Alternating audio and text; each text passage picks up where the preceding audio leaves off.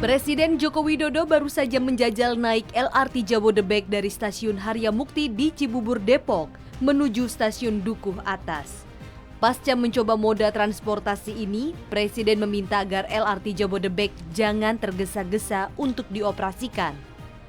Meski demikian, Jokowi mengaku nyaman ketika menjajal LRT Jabodebek. Akan tetapi Jokowi merinci masih ada kekurangan dari LRT Jabodebek seperti sistem keselamatan dan pintu yang kurang presisi. Jokowi memberikan catatan bahwa proyek ini harus dikembangkan dan dibangun oleh anak bangsa.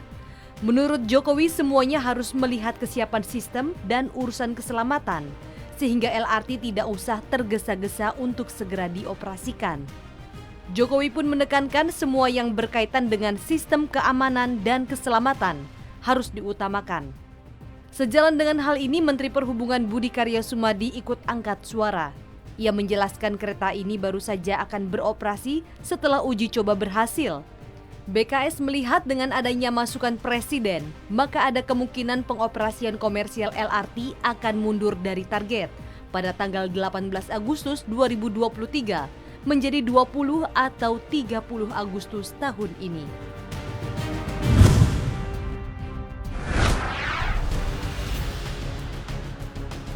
Lembaga Kebijakan Pengadaan Barang Jasa Pemerintah atau LKPP memblokir 27.000 produk di e-katalog yang memfasilitasi belanja kementerian lembaga dan pemerintah daerah. Jumlah ini merupakan akumulasi dari periode Juli 2022 hingga Juli 2023. PLT Deputi Bidang Transformasi Pengadaan Digital LKPP, Yulianto Prihandoyo mengatakan, dari jumlah tersebut sebanyak 16.000 produk yang dibekukan merupakan barang impor.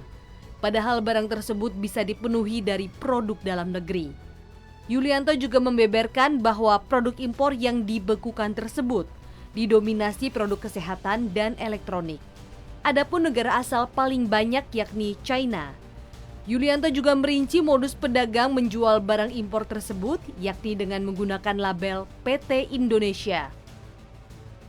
Selain produk impor, LKPP menjelaskan 11.000 produk lainnya yang dibekukan merupakan produk yang dianggap melakukan penyimpangan. Adapun penyimpangan tersebut antara lain adanya lonjakan harga yang tidak wajar.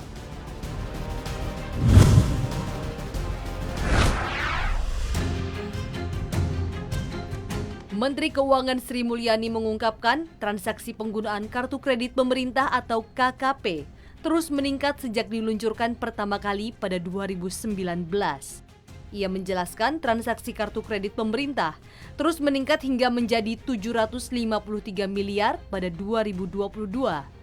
Adapun di kuartal 2 2023, transaksinya sudah mencapai 427 miliar rupiah atau naik 80% dibandingkan periode yang sama pada tahun lalu. Sri Mulyani bahkan optimistis penggunaan kartu kredit pemerintah di tahun ini akan melampaui pencapaian di tahun 2022. Seperti diketahui, KKP bisa digunakan dalam pembelanjaan atau e-katalog LKPP. Dengan kartu kredit pemerintah, Sri Mulyani mengakui belanja satuan kerja atau satker bisa dilacak dan dimonitor dengan baik.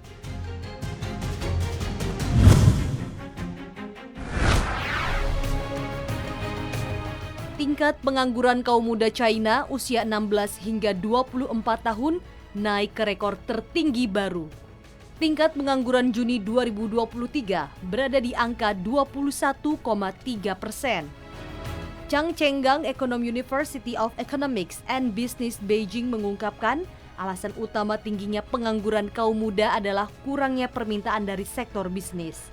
Bisnis tidak yakin tentang masa depan saat ini sehingga membuat mereka enggan memperkerjakan pekerja muda yang biasanya perlu dilatih. Selain itu, Chang juga menyebut ada faktor lainnya seperti sistem pendidikan yang turut membuat bisnis seolah enggan mempekerjakan kaum muda.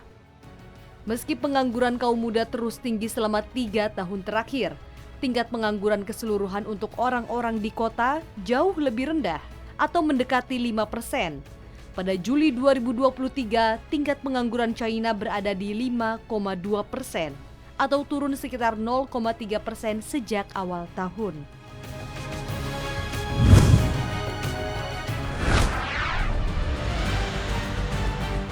Pemerintah Thailand meminta para petani untuk menanam padi lebih sedikit. Hal ini dilakukan Thailand untuk menghemat air seiring fenomena curah hujan rendah. Thailand merupakan pengekspor beras terbesar kedua di dunia. Langkah pembatasan produksi beras ini berpotensi mengguncang pasar beras global, menyusul larangan ekspor beras putih non-basmati yang telah lebih dulu diumumkan India. Kantor Sumber Daya Air Nasional Thailand mengimbau agar para petani untuk beralih ke tanaman yang menggunakan lebih sedikit air dan panen lebih cepat. Selain itu, mereka juga mengatakan pengelolaan air perlu berfokus untuk konsumsi, serta air untuk budidaya terutama tanaman tahunan. Seperti diketahui, untuk setiap kilogram gabah yang ditanam dibutuhkan rata-rata 2.500 liter air. Sebagai perbandingan, tanaman alternatif seperti Jawa Wood membutuhkan 650 hingga 1.200 liter air untuk jumlah panen yang sama.